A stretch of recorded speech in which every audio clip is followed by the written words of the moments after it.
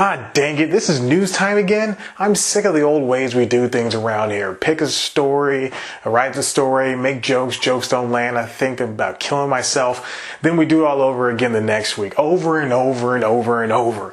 Let's spice it up, but how? New segments, new theme song, hot dog. We're well on our way to at least 100 views. Although all that does sound like a lot of work. Oh well, that's up to Ron. Suck it, Ron. Wait, what? We don't have the budget for all of that? Whatever, just start this stupid show. It's news time. Delivering to you the news you didn't know about, the news you didn't care about, and the news you didn't know you cared about. With host, Chad White.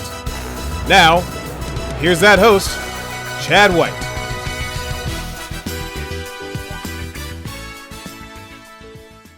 This is news time, you jerks. I'm your host, Chad White, and this is the brand spanking new intro. I don't know how it'll work for every episode, but we'll make it fit. That's the entire thing, if you were wondering. It's not, I promise. It's the top of the year again, so you know what that means. The hottest awards are going to the best movies, shows, songs, and plays. The Golden Globes were last night, and as always, they happened. Not much changed from years past. Ricky Gervais was as controversial as ever. Joaquin Phoenix and other celebrities had to be bleeped out. Typical night. But there was a share of firsts. Awkwafina, aka Nora Lum, won Best Actress in the comedy for her role in The Farewell, making her the first Asian person to do so. And Hildur Guðnadóttir won for Best Original Score for Joker, which again makes her the first woman to do so. Man, we are making strides this year. Even Rami Youssef won for his role as the titular Rami in the Hulu show Rami. Yes, he set a record too. The first actor for Hulu to win a Golden Globe for Best Actor in Comedy Series. What, you thought I was going to mention something about him being the first Muslim person to win in a category? He's not. You're racist. But we're not here to talk about who won and who got plastered later on.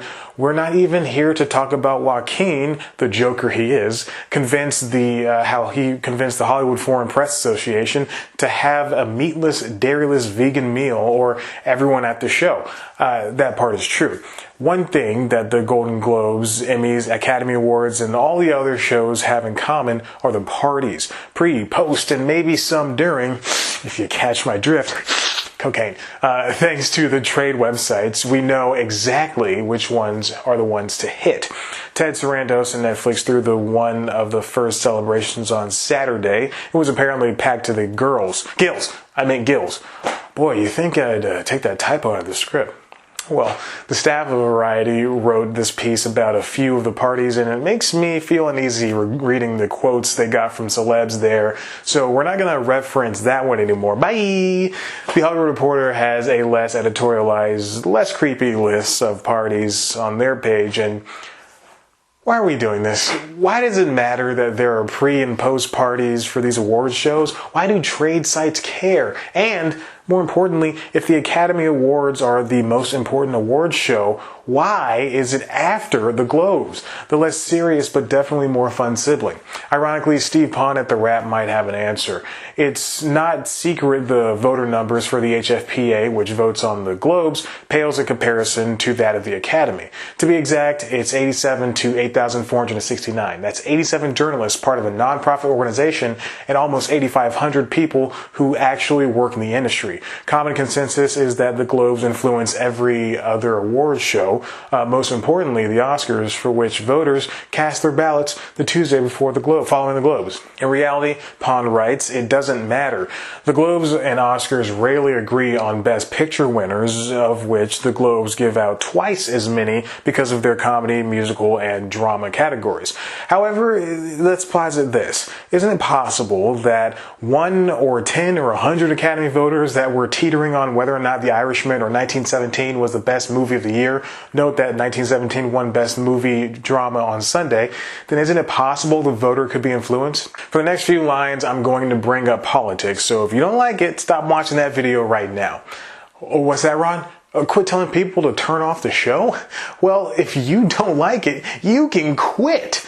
I'm just kidding. You can't. The contract I had you sign has you working for me for life. And yes, it's a slavery thing. And no, black people can't be racist. If anything, this is reverse racism. Now shut your butt and let me get back to the stupid show. Now, where was I? Oh, politics. Right. Remember during the 2016 U.S. election when Saturday Night Live introduced Alec Baldwin's impression of Donald Trump and casual comedy viewers went crazy for it? And then they actually had Trump host while Hillary Clinton was left with a small cameo? And the analysts will have you believe that this dumbing down of the presidential system didn't have any bearing on the outcome of the election. But what if, just like with the Golden Globe movies, a scant number of American voters who were on the fence for some ungodly reason said they liked our president for his personality because he could laugh at himself during a period where many women tried to Me Too him, he was saying inflammatory things, etc., etc., etc. Isn't that a possibility? Political polls are known to only draw from a small portion of the American people and not the entirety of be entirely accurate. Can't that same be the same for the awards? Some academic journals seem to think so. SNL and other pieces of media do have the ability to shape how we view the world around us. It's a shame people don't see that. It also didn't help that during that particular season of the show, that after particularly horrific things our president had done and said, both Aziz Ansari and Dave Chappelle said everything was going to be fine. It wasn't and still hasn't been. You rich dorks. Here's exactly what I'm talking about. In that spirit, I'm wishing Donald Trump luck, and I'm going to give him a chance, and we, the historically disenfranchised, demand that he give us one too. Thank you very much.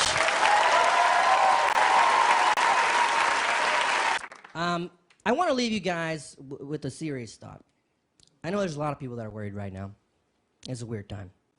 If you're excited about Trump, great. He's president. Let's hope he does a great job. If you're scared about Trump and you're very worried, you're going to be okay too. Because if you look at our country's history, change doesn't come from presidents. Change comes from large groups of angry people. And if day one is any indication, you are part of the largest group of angry people I have ever seen. Okay, so back to the entertainment news. If you take anything away from this, it should be that the richer a brown person is, the less they care about the people under them. Oh, and also anything can affect the thought process up until the very last second. Speaking of things that affect you until the very last second, why don't you subscribe and check out one of our other videos? Of course, you can always head to the website cpluscomedy.com, where we've got so many great interviews and so many great videos that you're gonna cry out your butt. You can follow us on Twitter and Instagram at cpluscomedy. Follow me on Twitter and Instagram at Chad Like White. Like us on Facebook. Listen to the Constitutionals podcast, and welcome to a new year because it's full of the same old thing.